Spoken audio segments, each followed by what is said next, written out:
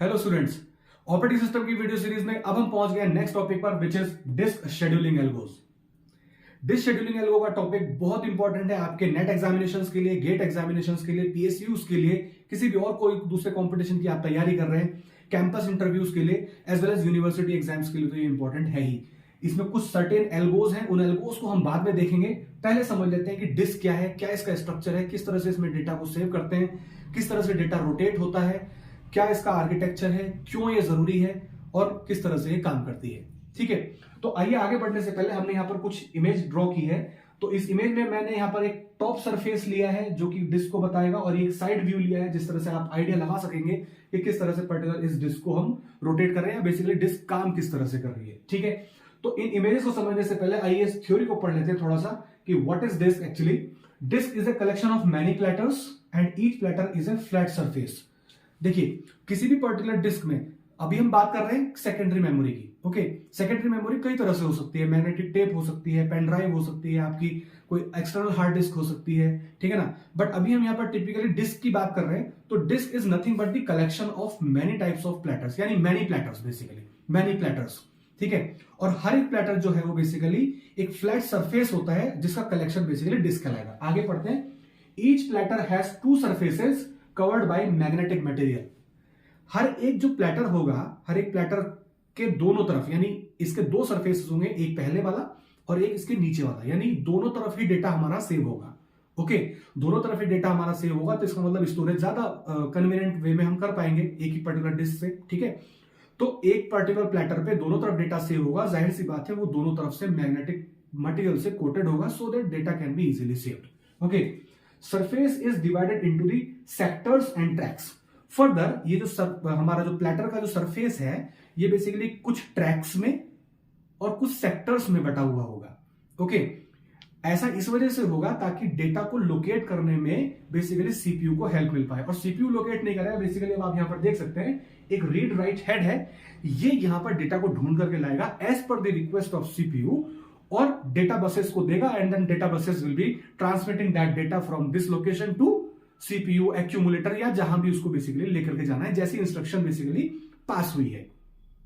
तो आइए इस पर्टिकुलर इमेज को समझते हैं, आगे देखते हैं। A read write head is attached with each surface. Okay, ये इंपॉर्टेंट पॉइंट है। जैसे मान लीजिए एक डिस्क में चार प्लेटर्स हैं। ओके, चार प्लेटर्स हैं, तो उसका एक सरफेस ये हुआ, एक सरफेस ये हुआ, फिर नीचे वाली का एक सरफेस ये हुआ, एक सेकंड वाली का एक सरफेस ये हुआ, थर्ड वाली का एक सरफेस ये हुआ, एक ये हुआ, कुल मिलाकर के 8 सरफेसेस हो गए। और हर एक सरफेस पर डेटा सेव होगा, जैसा कि हमने अभी बताया।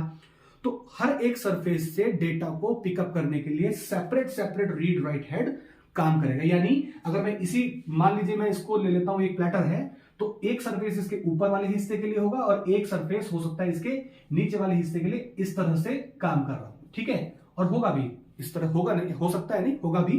तो इस तरह से बेसिकली काम होगा। इस पर्टिकुलर एरिया को बोलेंगे आर्म। ये एक आर्म है जो बेसिकली इस तरह से डेटा को बेसिकली रीड करेगा। रीड राइट हेड इसमें आगे लगा हुआ होगा जो कि मैग्नेटिक मटेरियल से डेटा को रीड करेगा।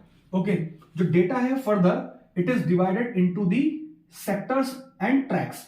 अब आप देख सकते हैं इस प्लेटर को हमने ट्रैक्स में और इन ऐसे ऐसे सेक्टर्स में डिवाइड कर दिया। यानी अगर मैं इस ट्रैक की बात करूं तो ये भी इस तरह से करके सेक्टर्स में बटा है। ओके, तो हम ये कह सकते हैं कि मान लीजिए इस लोकेशन पर मेरा डेटा सेव है, कुछ डेटा इस लोकेशन पे सेव है, कुछ डेटा इस लोकेशन पे सेव है, कुछ डेटा इस लोकेशन पे सेव है, तो किसी ना किसी ट्रैक नंबर पर और किसी ना किसी सेक्टर नंबर में आ रहा होगा।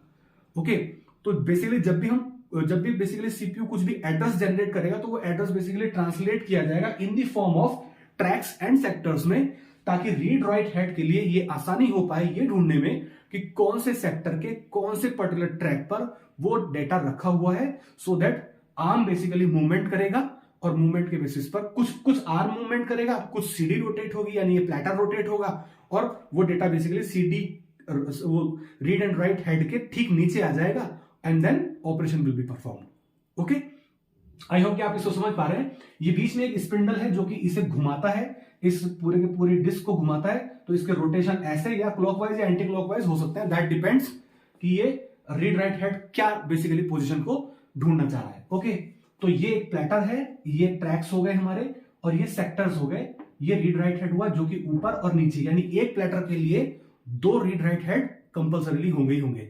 तो अगर हम ये कह रहे हैं कि अगर एक डिस्क में मान लीजिए 5 प्लेटर्स हैं, तो कुल मिलाकर के जस्ट डबल उसके रीड राइट हेड उसमें होने वाले हैं। ओके, आइए समझते हैं आगे what is the seek time.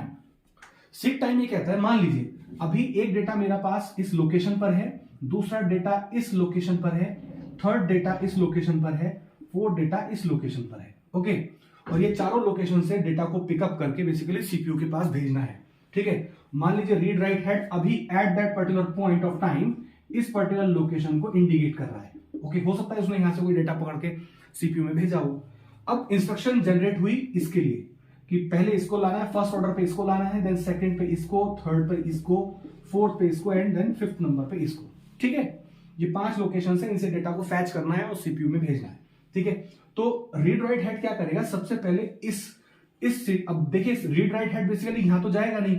ठीक है, तो ये कुछ सीडी इस तरह से यानी प्लेटर इस तरह से रोटेट होगा ताकि वो ये जो डेटा है ये ऐसे घूम के इसकी सीध में आ जाए, यहां पर इसके बिल्कुल सीधाई में आ जाए एंड देन फिर बेसिकली रीड राइट हेड आगे या पीछे मूवमेंट करके इस डेटा को रीड करने लगेगा। आई होप कि आप समझ पा रहे हैं कि सबसे पहले सीडी की मूवमेंट हुई यानी इस प्लेटर की मूवमेंट हुई, वो पर्टिकुलर लोकेशन पे आया and then the movement of RW head basically makes it possible to read the data from that location. Okay, अब मान लीजिए पहली लोकेशन यहां से उसने डेटा को पिकअप कर लिया, सेकंड नंबर की इंस्ट्रक्शन हुई यहां पर, तो यानी अब फिर से प्लेटर रोटेट होगा, प्लेटर के रोटेट होने के बाद ये डेटा यहां पर आ जाएगा और फिर से इस रीड राइट हेड की पोजीशन जो है वो पीछे जाएगी और ये इसको पॉइंट आउट करेगा, तब इस डेटा को रीड करेगा और ऐसे ऐसे करके बेसिकली सब डेटा को रीड करने वाला है।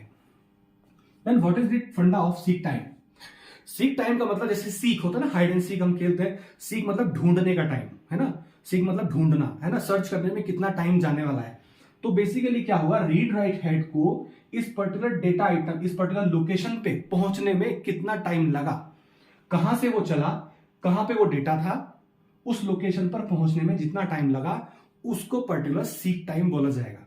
तो मान लीजिए 5 लोकेशन से डेटा को पिकअप करना है, तो इन 5 लोकेशन में जितना भी टाइम लगेगा टोटल वो उस पर्टिकुलर हेड के लिए सीक टाइम कहलाया जाएगा कि इस डेटा को उठाने का जो सीक टाइम है वो इतना इतना है। ठीक है, तो डिस्क शेड्यूलिंग एल्गोस बेसिकली हमारी हेल्प करेंगी टू फाइंड आउट कि सीक टाइम जो है कौन से एल्गो में सबसे कम लगने वाला है।